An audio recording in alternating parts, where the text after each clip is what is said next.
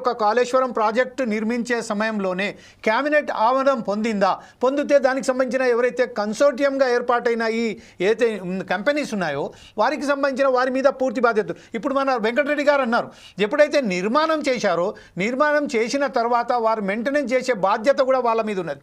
ఆ బాధ్యతను కూడా విస్మరించి ఈరోజు వాళ్ళు తనకు తాను చేతులు దులుపుకొని కూర్చున్నారు. ఇప్పుడు రిపేర్ చేయాలంటే కూడా దర్దాపుగా అదే వ్యయంతో మరొకసారి రిపేర్ చేయవలసి వస్తుందని చెప్తున్నారు.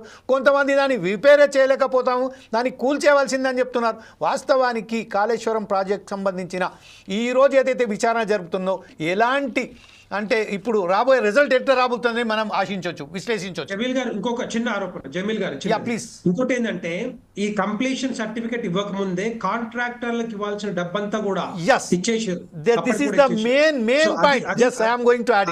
అక్కడ అట్లీస్ట్ మనం వాళ్ళని పట్టుకునే అవకాశాలు ఉంటాయి.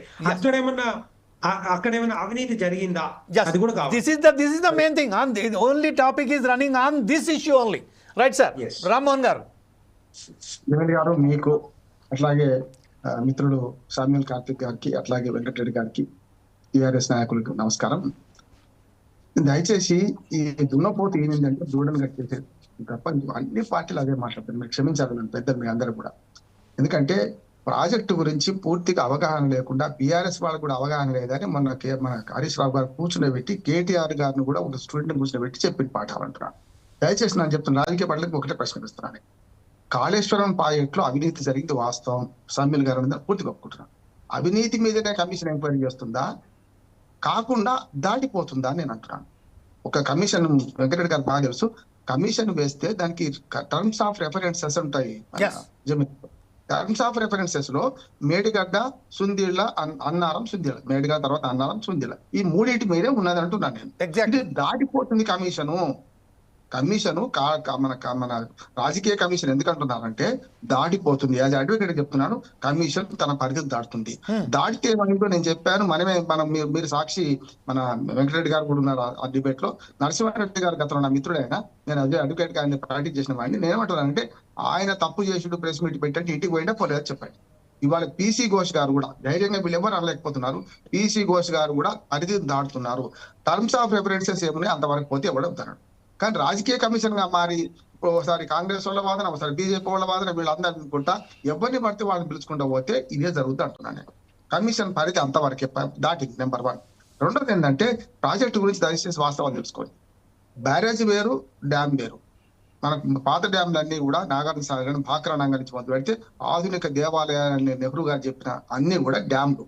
ఇవాళ కొత్త టెక్నాలజీ బ్యారేజ్ కమ్ డ్యామ్ అంటే మున్సిపాలిటీకి ఎక్కువ, రాష్ట్రానికి తక్కువ అని ఢిల్లీ అంటున్నారు. ఇప్పుడు ఇది అంతే, డ్యామ్కి ఎక్కువ, డ్యామ్కు తక్కువ, బ్యారేజ్కి ఎక్కువ.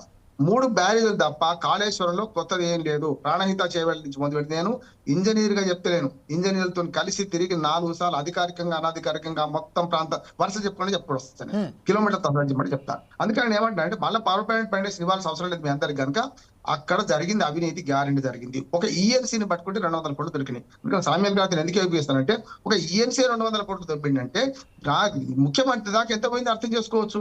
అవినీతి మీద ఎంక్వైరీ చేయండి రాయ అంటే టెక్నికల్ పార్ట్ని పట్టుకొని కేసీఆర్ గారు కుర్చీ చేసుకొని బూడిద కలిపిందా మట్టి కలిపిందా చూస్తాడు ఎవడైనా? ఏ ముఖ్యమంత్రి చూస్తాడా? ఇప్పుడు నేను శంకుస్థాపన చేసి వచ్చి మన గంధమల్ల రిజర్వాయర్ మా ఊరికి 13 కిలోమీటర్లు ఉంటుంది. మరి ఆడ ఏం కలుపుతుండో ముఖ్యమంత్రి కుర్చీ చేసుకొని కూడా తిరుపతి లడ్డూలో నెయ్యి కలిసిందంటే జగన్మోహన్ రెడ్డి బదనాం చేసినట్టే. ఇవన్నీ ఎట్లున్నాయంటే రాజకీయంగా బదనాం చేస్తున్న వేరే ఉన్నాయండి. అహంకారం అవినీతి ఓడించింది వాళ్ళని. టీఆర్ఎస్ వాళ్ళు ఇంటికి పోయిందంటే అహంకారం అవినీతి 2 ఓడించినాయి. కానీ అవినీతి మీద పడిచిపెట్టి మిగతా అంశాలు పడుతున్న చూసినా ఇది రాజకీయంగా బాగుంటుంది అంటున్నాను. ఆఖరికి ఏమవుద్ది అంటే కొండను దవ్వి ఎలకను కూడా పట్టలేదు అంటున్నాను. ఇవాళ లోకూరు కమిటీ యాదాద్రి భద్రాద్రి మీద రిపోర్ట్ ఇచ్చింది, 3 నెలలు అయింది. ఎందుకు బయటపడతలేదు? బయటపెడితే కేసీఆర్ జైలు పంపచ్చు కదా మరి. ఎందుకంటే పెద్దది కుంభకోణం కదా మరి అది. రెండోది ఇప్పుడు సరే ఫోన్ ట్యాపింగ్ నడుస్తుంది అనుక ఇవాళ కాళేశ్వరం మీద 3 రిపోర్ట్లు వచ్చినాయి. ఎన్డీఎస్ఏ రిపోర్టు వెంకటరెడ్డి గారు మీరు అన్నది వాస్తవంగా ఆఖరి విషయం చెప్పలేదు, మీరు అక్కడ మర్చిపోయింది. నేనేమన్నా అంటే దాన్ని రిపేర్ చేయొచ్చు అన్న మాట కూడా చెప్పింది. ఇప్పుడు మీరు 1,00,000 కోట్లు ఎక్కడ పోయినాయో మీరు అడుగుతున్నారు వెంకటరెడ్డి గారు. 1,00,000 కోట్లు కాదు, అది 1,00,000 కోట్లలో కేవలం 3,800 కోట్ల రూపాయలు ఆ బ్యారేజ్ మొత్తం, మేడిగడ్డ బ్యారేజ్ మొత్తం 3,800 కోట్ల రూపాయలు ఖర్చు అయినాయి. అందులో ఒక బ్లాక్ మీరు మొత్తం కొట్టుకపోదు అంటే కొట్టుకపోదు, 7 పిల్లలు కలిసి ఒక బ్లాక్ చేశారు. ఒక 7వ బ్లాక్ లో 2 పిల్లలు పొంగిపోయాయి. ఆ 2 పిల్లలను తీసేస్తాను, ఆ 7 పిల్లల్ని తీసేస్తే సరిపోతుంది. దానిలో టెక్నికల్ లోపం ఉంది. ఇప్పుడు మార్చడంలో లోపం ఉందా అంటే ప్రతిదీ డాక్యుమెంట్ ఉంది కదా, ముంచేది కట్టడానికి అర్థం ఎందుకు? ఇవాళ క్యాబినెట్ తీర్మానాలు మనకు గూగుల్లో కూడా దొరకాయంటారా? ఇవాళ తుమ్మల నాగేశ్వరరావు గారు చెప్పింది నిజమా, ఈటల రాజేంద్ర గారు చెప్పింది నిజమా, మరి వెంకటరెడ్డి గారు చెప్పాలి. ఈటల రాజేంద్ర గారు చెప్పింది నిజమా నేను అంటున్నా. ఎందుకంటే క్యాబినెట్ సమిష్టి బాధ్యతలో ఉన్నారు కనుక అక్కడ ఏం జరిగిందో క్లియర్ చెప్పిండు.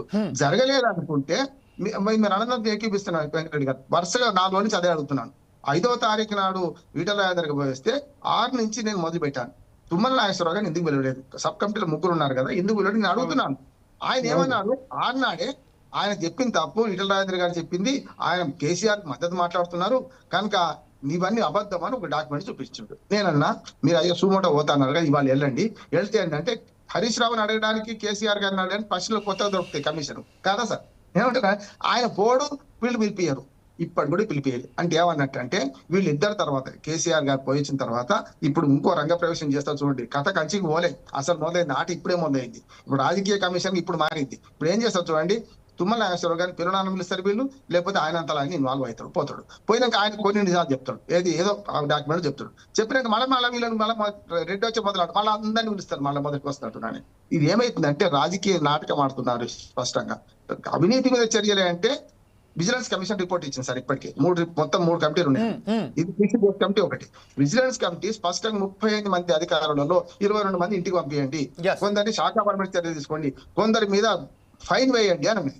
కాదు సార్, మనం ఇల్లు కట్టాలని ఇంజనీర్కి అప్పచెప్తాము, 4 అంతస్తులు కట్టమంటాం, 5 అంతస్తులు కడితే ఏమైంది? భద్రాచలం కూలిపోయింది. 2+G+2 కట్టాలంటే 5 కడితే కూలైపోయింది. ఇది కూడా నేను ఏమంటున్నానంటే అధికారులు విధానపరమైన నిర్ణయాల మీద కనుక సమీక్ష చేసుకుంటా కేసులు వేసుకుంటూ పోతే, కమిషన్లు పెడితే, నిన్న మన రేవంత్ రెడ్డి గారు చేసిన శంకుస్థాపన మీద కూడా చేయాల్సి వస్తుంది. నా కలల పంట అని మన ఏమంటారు దాన్ని, మన మూసీ నది ప్రక్షాళన హైడ్రా అనుకోండి, దాని మీద కేసులు వేయాల్సి వస్తుంది. రేపు పొద్దున కమిషన్లు వస్తాయి, ప్రభుత్వం మారని కమిషన్లు వస్తాయి చూడండి. ఈ ప్రభుత్వం వచ్చే పరిస్థితి ఉండదు. ఏమంటున్నా అంటే ఒక మాట చెప్తాను, నాకు ఒక కథ గుర్తొస్తుంది, ఒక 2 నిమిషాల టైం ఇవ్వాలి. అంధకారపురంలో ఒక రాజ్యం ఉండేనట. ఆ రాజ్యంలో పిచ్చి మహారాజు రాజు ఉండేనట. ఆ రాజుకు పెద్ద తెలియదు. ఆ మంత్రి కూడా మందమతి అని మంత్రి ఉండేవాడట. దండనాయకుడు అని ఒక మన సైనిక నాయకుడు ఉండేట. ఒక గంట ఉండేది, ధర్మగంట. ఇప్పుడు ధర్మగంటే కమిషన్ ఏం చేస్తే చెప్తానే ధర్మగంట ఉండేదట. అప్పుడు వెనక రాజుల కాలం ఉండేది కదా. ఆ ధర్మగంటను ఒక ఆయన కుంటే ఆయన వచ్చి మోగించినాడు కష్టపడి. బులావ్ అన్నట్టు రాజు పిలిచిండు. పిలవగానే ఏం చెప్పిండట అంటే, అయ్యా నేను ఒక దొంగను, నా వృత్తి దొంగతనము, నేను ఫలానా మల్లయ్య గారి ఇంటికి కన్నం వేసి, ఇప్పటి దొంగలేమో వైట్ కాలర్ దొంగ, అప్పుడు అట్లా ఇవ్వకుండే, దొంగల పోవాలన్నా వంగనేరు వాళ్ళని సామిల్ గారి బాధ తెలుసు, దొంగల పోవాలన్నా వంగనేరు వాళ్ళన్నాడు. ఒక దొబ్బి కాలు పెట్టిండు. అప్పుడు దొంగలు తలకాయ పెట్టరు, ఏది కాలు పెడతారు, ఫస్ట్ కాలు పెట్టిండట. అంతా గోడ కూలిపోయింది, కాలు విరిగిపోయింది. ఆయన ఫిర్యాదు ఏంటంటే, అయ్యా నా కాలు విరిగిపోయింది, దానికి కారణం నేను దొంగతనానికి పోయిన, వృత్తి నా దొంగతనము, మీరు ఆ మల్లయ్యని శిక్షించండి అని పెట్టినాడు. ఎవడన్నా మంచి రాజు అయితే బుద్ధి లేదా, నువ్వు దొంగతనము దొంగవు, నీకు శిక్ష అయిందిరా, నీకు శిక్ష చేయాలని పెట్టాలి. కానీ ఆ రాజు ఏం చేసినట్ట అంటే, బులావు మల్లయ్యని అన్నాడట. మల్లయ్యని పిలిపించాడు. మల్లయ్య గదగద వణుకుంటూ వచ్చినట్టుగా పిచ్చి మహారాజు ఎప్పుడు శిక్ష చేసినా తెలియదు కనుక వచ్చి ఏం చేసినట్టు, అయ్యా నా తప్పేం లేదు, నేను తాపీ మేస్త్రికి అప్పచెప్పిన, తాపీ మేస్త్రికి అన్ని ఇచ్చిన, వాడేమో వాళ్ళు ఏం కట్టుకుంటో తెలియదు, సున్నము డంగు బట్టి సున్నంగా ఎరుకట, సున్నము ఇసుక అన్ని మన అవన్నీ ఇచ్చినా వాడు ఏం చేసినా తెలియదు. అనగానే ఇక వీని పక్కన బాహాలు పెట్టేసి తాపీ మేస్త్రిని పిలిచినట్ట. తాపీ మేస్త్రి వచ్చిండు. వాడు ఇంకా మనం వణుకుంటూ వచ్చిండు. అయ్యా నేను సరిగ్గానే వాడి మెటీరియల్ సరిగ్గా ఇచ్చి నేను మంచిగా కలిపిన, కానీ అనుకోకుండా వర్షం వచ్చింది, వర్షం వస్తున్నప్పుడే కట్టడం వల్ల సున్నానికి సున్నం ఇసుక ఉన్న దాంతో కట్టాలని తాపీ మేస్త్రి చెప్పింటాడు. అప్పుడు తాపీ మేస్త్రి నుంచి బాహాలు అయిపోయింది. అప్పుడు ఎవరు పిలిచిండ్రు, వర్షాన్ని పిలవాలి. వర్షాన్ని ఎట్లా పిలుస్తాం?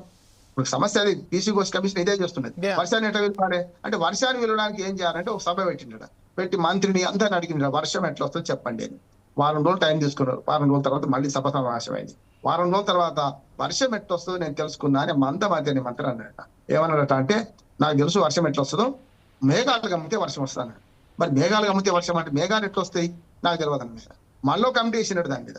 అప్పుడు ఆ కమిటీ నిర్ణయం చేసిందంటే, మేఘాలు గమ్మాలంటే ఒక్క మాట సార్, నేను 2 అంటే ఇది ఆ పిచ్చి మహారాజు కథ సరిగ్గా సరిపోతుంది చెప్తున్నా. మేఘాలు గమ్మాలంటే పొగ పెట్టాలి, పొగ పెడితే మేఘాలు వస్తాయి ఇంకొక చెప్పిండు. పొగ ఎక్కడి నుంచి వస్తుంది, మళ్ళీ కమిటీ వేసిండ్రు. అప్పుడు ఏమైందంటే, పొగ ఎక్కడ వస్తుందో మొత్తం ఊరంతా తిరిగిందట. తిరిగితే ఒక కుమ్మరి ఆయన మాము పెడుతుంది, ప్రతిరోజు కుండలు కాలుస్తున్నాడు. ఈ పైకి పోతున్నాయి పొగ, చూసిండ్రు ప్రత్యక్ష సాక్ష్యం. కుమ్మరి ఆయన బులావన్నట. పాప ఆయనకి ఏం తెలియదు, కుమ్మరి వాము దగ్గర తప్ప ఇంకెక్కడ ఇక్కడ బయట పోలేదు. ఆయన భార్య చాలా తెలివి కలది. ఆయన ఉండి ఆమె అన్నదంటే నేను వస్తే పా రాజు దగ్గరికి పోదాంపా, నీ తప్పేముంది, మేఘాలు కమ్మడానికి నువ్వేం బాధ్యత అయితే అని పోయిందట. ఇద్దరు పోయిండ్రు. పక్కగా ఉంటాడు ఆ కుమార్ ఆయన. అప్పుడు రాజు ఏం చేసిందట అంటే, అస్సలు దోషి దొరికినావు, అంతా పోయింది, వీళ్ళందరూ పోయింది, మళ్ళీ పోయిన దొంగ పోయిన అందరూ పోయినరు, నువ్వే దోషివి, మేఘాలు కమ్మడానికి నువ్వు కారణం, వర్షం పడ్డది కనుక వాళ్ళ మొత్తం కథ చెప్పిండట. చెప్పగానే ఆయన ఉడుక్కుంటూ నన్ను చంపేస్తారా అంటే అక్కడ ఒక శిక్ష ఒక రకంగా ఉండేనట. ఇప్పటిలా ఉరి శిక్షను విషపిచ్చి చంపడే లేదు. అప్పుడంటే పెద్ద మొత్తు దుంగ ఉండేనట. ఆ దుంగకు ఈ మనిషిని కట్టేసి పెద్ద శూలంతో కుచ్చి చంపేస్తారట. అక్కడ శిక్ష అమలు అట్లా.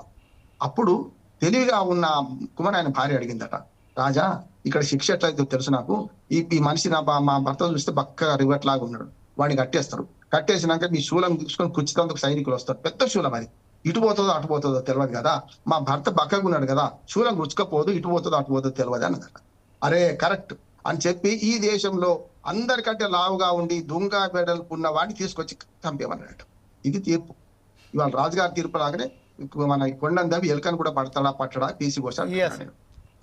గారు ముందట పిచ్చి మహారాజ్ కథ ఇది ఉన్నది, చందమామ కథ చిన్నప్పుడు చదువుకున్నాను. వాళ్ళు ఏమైతుందంటే దోష్ కమిటీ వేసింది కదా సార్, వేసిన దాని మీద టర్మ్స్ ఆఫ్ రెఫరెన్స్ దాటిపోతుందా లేదా ఆలోచించాలి. నెంబర్ 1. రెండోది ఏమంటున్నానంటే ఈ మొత్తం ప్రాజెక్టు దయచేసి తెలుసుకోండి, 1,00,000 కోట్ల అవినీతి జరిగిందంటే చాలా తప్పు.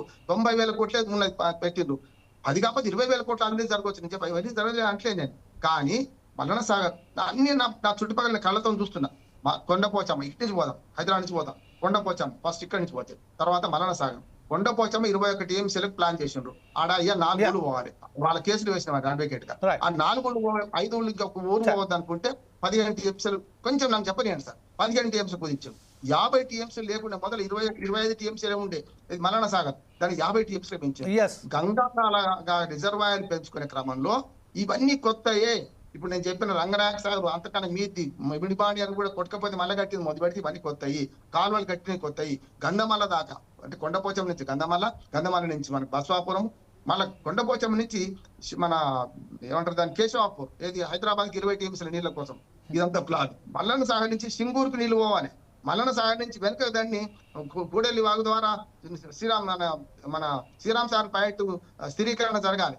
అట్లానే మిడ్మానే నుంచి కిందికి వచ్చే నీళ్లు ఉంటాయి, పైకి వెంకటరెడ్డి గారు చెప్పారు కదా. ఈ 3 పద్ధతులు వస్తే చివరిగా 3 బ్యారేజ్లలో 1 బ్యారేజ్ లో 2 పిల్లలు పొంగినాయి, తప్పనిసరి రిపేర్ చేసుకోవచ్చు. కుక్కను చంపాలంటే పిచ్చి కుక్కను ముద్రేసి రాజకీయ పార్టీలను నాటకం ఆడుతున్నాయి. ఏ పర్మిషన్ లేకుండా ఇది జరగలేదు. నేను స్పష్టంగా చెప్తున్నాను, కేంద్ర ప్రభుత్వం కూడా బాధ్యత ఉంది. వాళ్ళ కేంద్ర ప్రభుత్వం డిపిఆర్ లేదంటున్నది, సిడబ్ల్యూసీ అనుమతి ఏమైంది?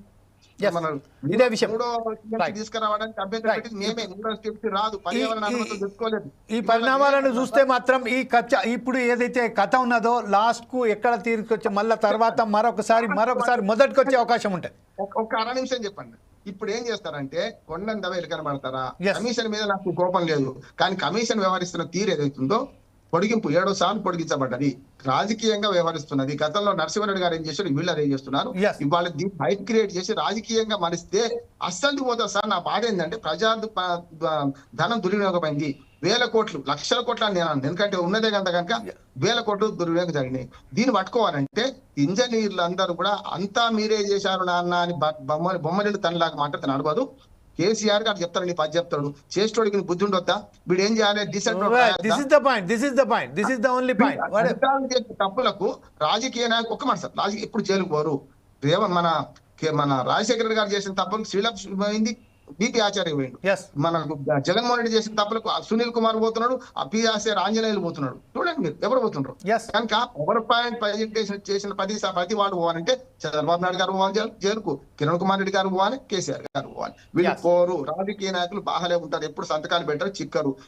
ఈటల రాజు గారి మాటలు చెప్తాను, కేసీఆర్ గారు చాలా తెలివికల్లోడు, ఆయన కులం కాదు, ఆయన పార్టీ అంతకాలంగా నేను చెప్తాను, అది కూడా ఒకటి ఉంటుంది. ఎందుకంటే సమర్థిస్తున్నాను అనుకోండి. కేసీఆర్ గారు తెలియకపోడు, ఆయన ఎక్కడ చిక్కలేదు, చిక్కడు కూడా అని ఈటల రాజేంద్ర గారు మాట్లాడింది కదా.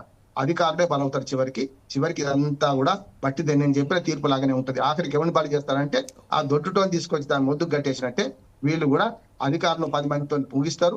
ఈ రాజకీయంగా దీన్ని వాడుకుంటారు, పంచాయతీ ఎన్నికల దాకా వాడుకుంటారని నేను అంటున్నాను. రైట్. ఇదే విషయంపై ఒకసారి మనం యాదవ్ గారి దగ్గరికి వెళ్దాం. శ్రీహరి యాదవ్ గారు ప్రస్తుతం ఏదైతే ఒక కథకు సంబంధించింది మన బండారు రామ్మోహన్ గారు చాలా